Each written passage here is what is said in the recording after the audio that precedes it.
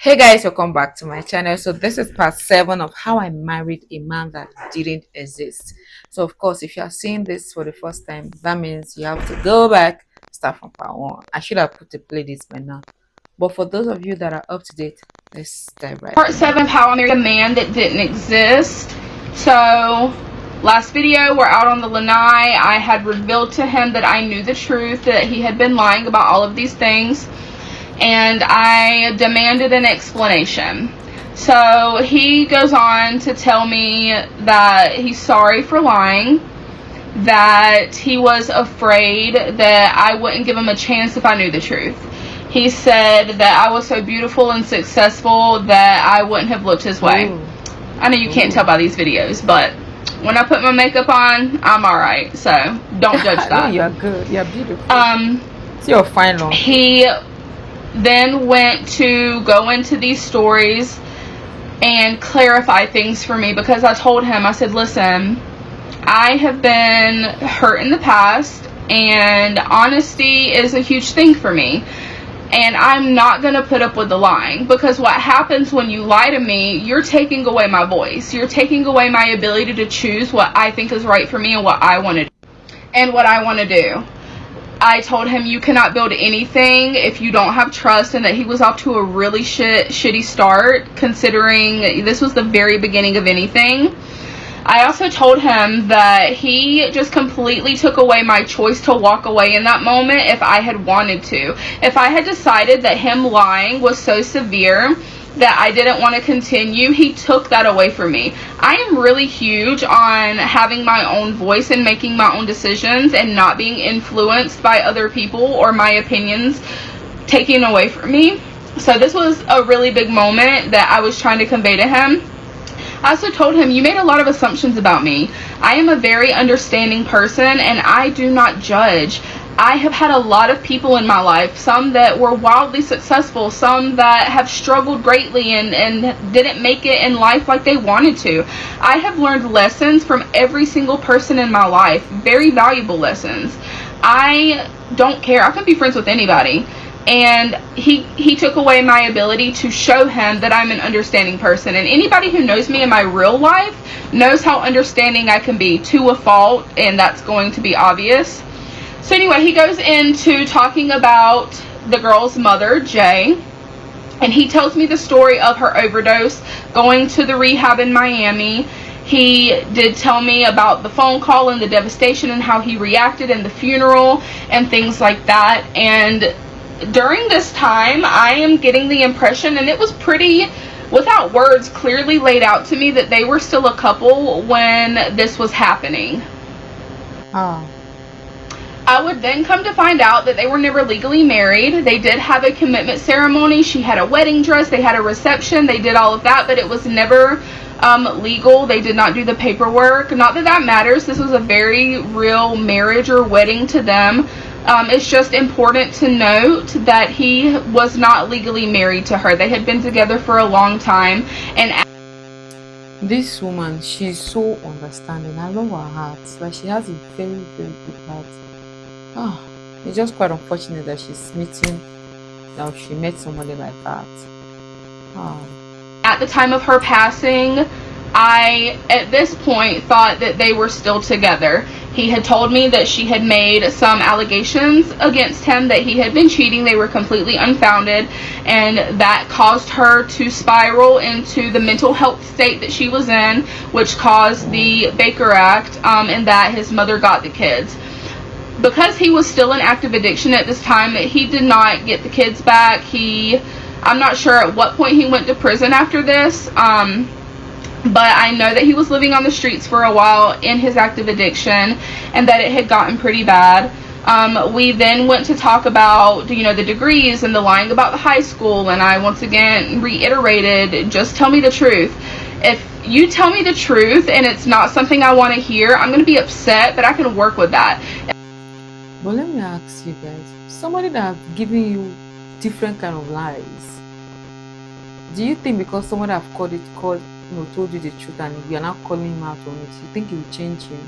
Because what made him, like the person should be asking, what made him tell you all those lies without being asked, without provoked? Oh, his story is because she's so successful, doesn't want her to look down on him. If I come back later and find out that you've been lying to me the whole time about something, it's going to be a lot worse. I'm sorry that this one is so choppy. TikTok is actively working against me, and every time I record a clip or a very long period of me talking, it is completely deleting it. So, whatever. Anyway, at this point, we started talking about his exes, and it's important to note at this point I found out about 2 more daughters. He and his late wife, between their middle daughter and their last daughter, had another, and at this point they were struggling, and they had just gotten evicted, and they knew that they couldn't take care of this little baby, so they gave her up for adoption when she was born. I have a lot of respect for that, for anybody who chooses that in general, because that is just an impossible decision to make. So he had this other daughter, no contact. From what I understand, it was a closed adoption. And then he was with another woman after the passing of his wife. He told me it was 8 years. I think I would come to find out later that it was closer to 5 or 6. She is my friend now, and we'll get into that later, but she'll probably be watching this, so if I make any mistakes, I know that she'll clear things up for me. So they were together for quite a while, and she has her own story to tell. I am not going to get into that. I'm not going to tell the things that I now know. But they thought that she was possibly infertile because over the course of the years of them being together, she just never got pregnant, and it happened. But wait, I want to understand something. So there are people that when they're actively dating, they're actively trying to get pregnant just because they're dating. They're not even married. They're not even sure if they'll end together. Is that why you have pandemic of single mothers in America? there was a very vivid picture of this woman painted to me by both Rob and his mother. She was lazy, she was attitudey, she just didn't fit in with the family, meaning she treated her daughter better than she treated his daughters. There was an altercation, there was a fight. He had called her from prison, and he had told her to get the fuck out of his mom's house.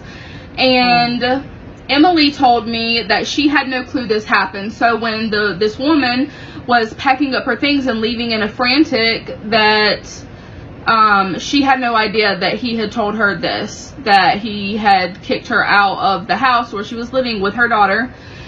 And the woman was claimed to have said that she was saying that Emily did know about it, and that she was scheming against her as well and siding with Rob. Emily has denied this claim for a very long time and stated that this was absolutely not true. And then they both said that after this woman left, she was purposely keeping the daughter away from both him and Emily. That she was just being spiteful and being a bitch, and that she refused to let them see the daughter and the grandchild. So at this time, he had been calling a lot of names, and one thing I'm not about is putting women down. I don't care if she's your ex. I don't care if all the things you're saying about her is true. You're not going to call her a bitch. You're not going to call her fat. First of all, sir, look at this. And I was just very adamant on that from day one. I didn't know this woman. I didn't know what really happened. I was taking what they said as truth. But still, that was a very big deal for me. So a lot of things started coming to light, basically. These other 2 daughters, the prison stay, the not having the degree that he got in prison, the everything. So my head was really spinning. At the end of this conversation, I told him that he is never to lie to me again. I told him if I catch him in another lie, that I would leave immediately and I would not look back. That is not what I'm for, and I don't agree with that. And I was giving him an opportunity to right his wrong instead of just saying F it and walking away. Should have walked away at that moment. So the night went on. We ended up sleeping in the living room that night. The woman was in and out. She once again slamming doors. It was very uncomfortable. The next morning we woke up and he had stated that he had called out of work, that he had PTO. Had asked him about this, and so did his mother. And this is an important part to note. He stated that he called out of work and that he had PTO. I'm going to go ahead and end this, and we're going Hmm, this is serious. And this would have been a perfect moment for her to just walk away. Oh, emotion. If you allow emotion, emotion will take you where you never thought you would have gone to. Guys, I'll see you in part 8. Don't forget to like and subscribe. Bye. Let me show you guys this handcrafted tie and dye shirts. It's so lovely. It's one of my favorite thing. Let me show you another. So this comes in blue and white.